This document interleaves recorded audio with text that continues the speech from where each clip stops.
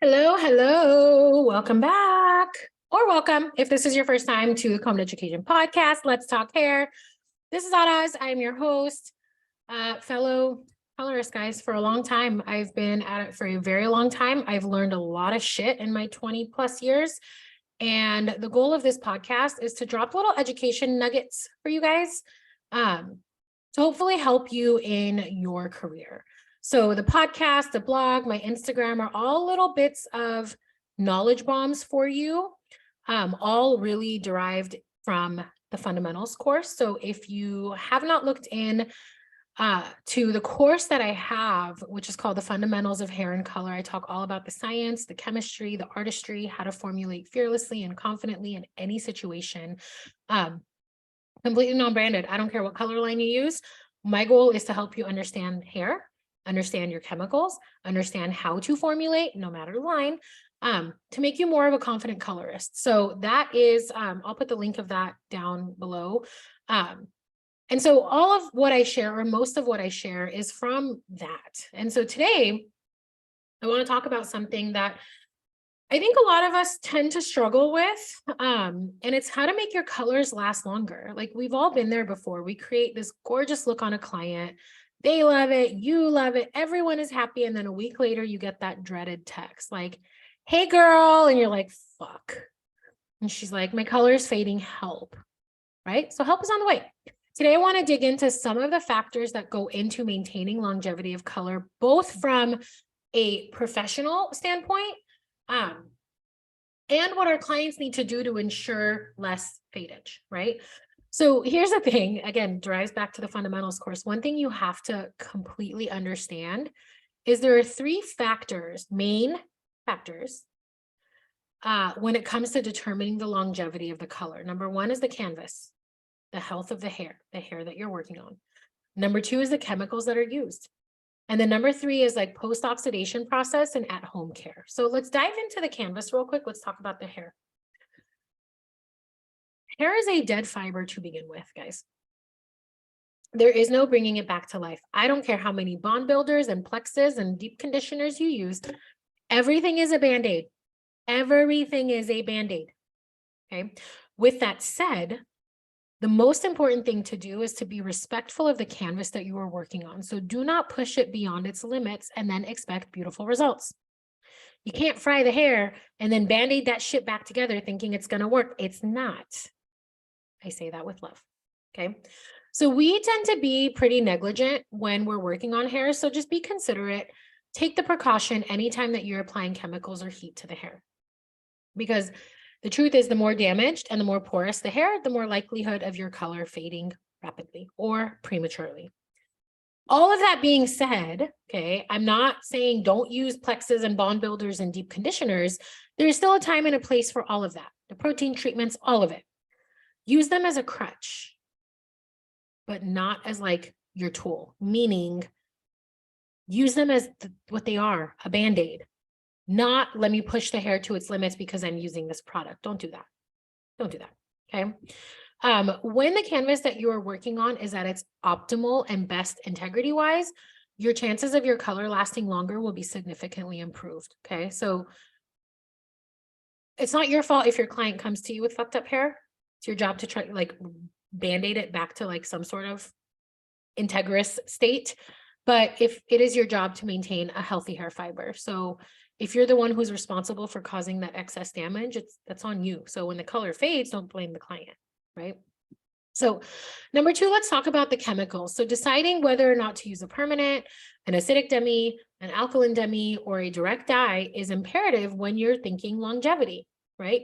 So what is it that's going to determine what type of color you use? Well, it's the health of the hair. Extremely damaged hair, highly porous hair would probably do better with a direct dye, surprisingly, than like a alkaline color. And then alternatively, healthy hair with maybe it's got like low porosity, tight, compact cuticle may need an alkaline color to penetrate into the fiber. So when it comes to understanding the chemicals, one of the most underrated and overlooked things that we do as colorists is that we don't let our colors process fully. Always coming from a place of love. Okay.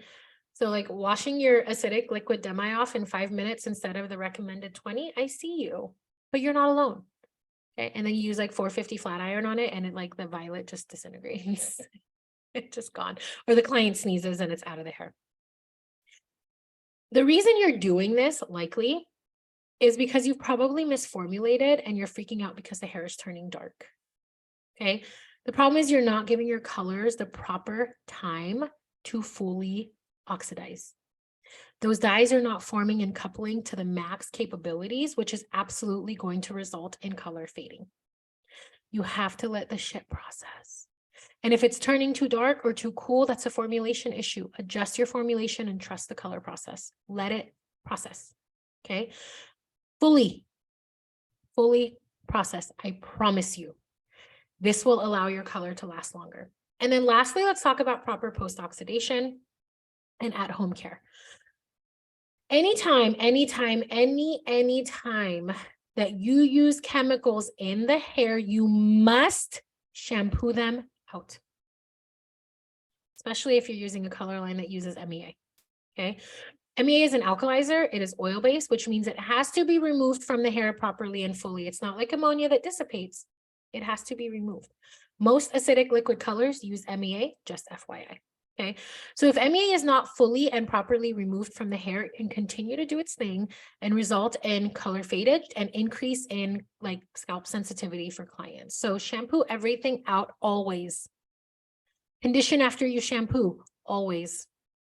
This is going to help start lowering the pH and start constricting that hair fiber to keep those fresh dyes in the hair. Condition again, lower the pH some more, because what happens is like the pH of that's higher, the swelling happens rapidly. The constricting happens slowly. So every time you use a lower pH product, that hair fiber begins to constrict more and more. So shampoo, condition again, use a low pH leave-in conditioner. The lower the pH, the better.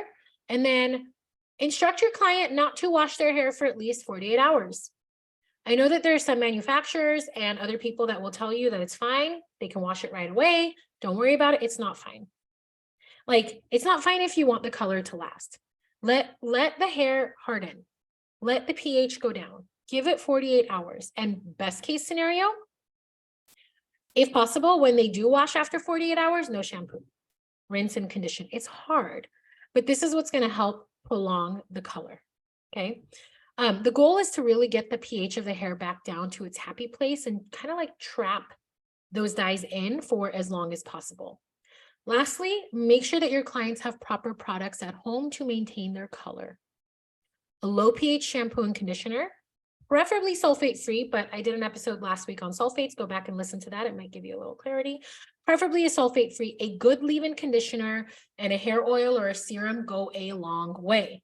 Instruct your clients, don't use too high of a heat. That's going to help color fade. So like maximum color longevity requires a combination of know-how both from you as a colorist and a professional, and then some guidance to give the client on what to do at home. It's a combination of that. So we got to think, number one, how healthy is the hair? How do we make sure that we are working on the healthiest hair possible so that the color can uptake the most evenly and last the longest? Number two, what kind of chemical are you using based on the situation?